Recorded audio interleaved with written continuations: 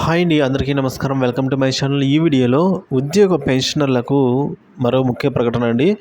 So మరి పూర్తి వివరాలంటే video తెలుసుకుందాం. వీడియోని ఎక్కడైనా స్కిప్ చేయకుండా ఎండ్ వరకు చూడనప్పుడే పూర్తి ఇన్ఫర్మేషన్ అర్థమవుతుంది. అలాగే వీడియో చూస్తున్న ప్రతి ఒక్కరు కూడా వీడియోకి ఒక లైక్ చేయండి ఫ్రెండ్స్. ఇక విషయానికి వచ్చినట్లయితే ఏకీకృత పెన్షన్ లాభమా నష్టమా అనే వివరాలు అయితే కూడా తెలుసుకుందాము. కేంద్ర ప్రభుత్వ ఉద్యోగులకు వచ్చే ఏడాది నుంచి ఏకీకృత పెన్షన్ అంటే యూపీఎస్ అమలు చేయాలని నిర్ణయించడంతో తెలంగాణ ప్రభుత్వం దీనిపైన ఆరాధిస్తోంది.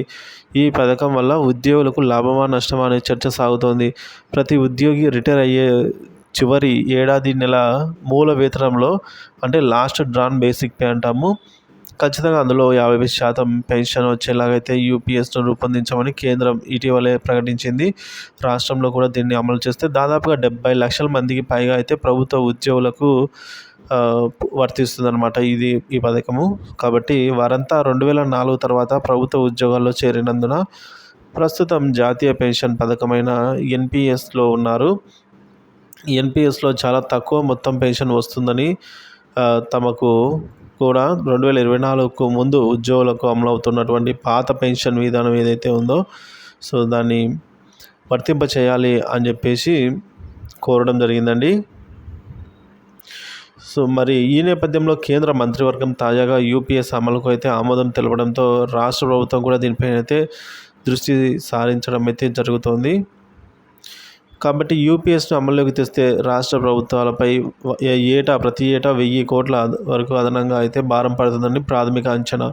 వారందరికీ తరపున ప్రస్తుతం వేతనంలో 10% సొమ్మును అయితే జాతీయ పెన్షన్ ట్రస్ట్కు రాష్ట్ర ప్రభుత్వము ఈ మేరకు చెల్లిస్తోంది. ఏకీకృత పెన్షన్ అమలుకు వెళ్తే ట్రస్ట్కి కూడా చెల్లించాల్సిన సొమ్ము 10% నుంచి 18% అయితే అవుతుంది. సో 5%కి పెరుగుతుందన్నమాట. మరో ఏడాది 2 ఏళ్లలో 30,000 మందికి పైగా అయితే కొత్తగా ఉద్యోగాల్లో చేరే అవకాశాలు ఉన్నాయి. వారితో కలిపి జాతీయ పెన్షన్ పథకంలో ఉండేవారికి 2 లక్షలు దాటనుంది. సో మరి మరోపక్క ఇప్పటికే జాతీయ పెన్షన్ పథకం కింద తమకు అన్యాయం జరుగుతుందని రాష్ట్రంలోని ఎన్పిఎస్ ఉద్యోగ సంఘాలు పోరాడుతున్నాయి. జార్ఖండ్, హిమాచల్ ప్రదేశ్ రాష్ట్రాల్లో ప్రభుత్వాలు అమలు చేస్తున్నటువంటి పాత పెన్షన్ పథకాన్ని తమకు వర్తింపజేయాలనేది డిమాండ్ ఉంది. కేంద్రం కొత్తగా ప్రకటించిన యూపీఎస్ పైన ఈ రాష్ట్ర ప్రభుత్వాలు ఇప్పటికీ ఎటువంటి నిర్ణయం అయితే తీసుకోలేదు. కానీ వచ్చే ఏడాది కేంద్రం అమలు ప్రారంభించిన తర్వాత పెన్షన్ పథకంపై ఏదో ఒక విధానపరమైన నిర్ణయం తీసుకోవాల్సి వస్తుంది అని అంచనా అన్నమాట. ఈ నేపథ్యంలో పాత జాతీయ పెన్షన్ పథకంతో పాటు తాజాగా యూపీఎస్లోని అంశాలను కూడా పోలుస్తూ అన్ని వివరాలను ఆర్థిక శాఖ తయారు చేస్తోంది.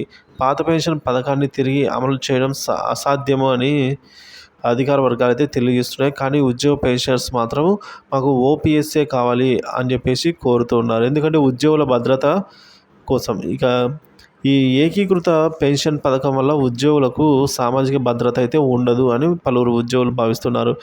ఉద్యోగులు ప్రభుత్వం పెన్షన్ కోసం చెల్లించే సొమ్ము మరింత ఎక్కువగా షేర్ మార్కెట్లోకి తరలించడానికి కేంద్రం వెసులుబాటు లభిస్తుందే తప్ప దీనివల్ల ఉద్యోగులకు అదనంగా ప్రయోజనాలు ఏవి ఉండవు అనేది మరికొందరి వాదన అన్నమాట.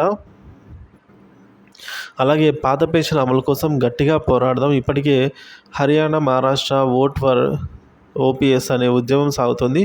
ఏకీకృత లేదా జాతీయ పెన్షన్ పథకాలు మాకొద్దు, 2004కు ముందు అమల్లో ఉన్నటువంటి పాత పెన్షన్ కోసం మా పోరాటం సాగుతుందని చెప్పేసి కోరడం జరుగుతుంది. మరి చూడాలండి.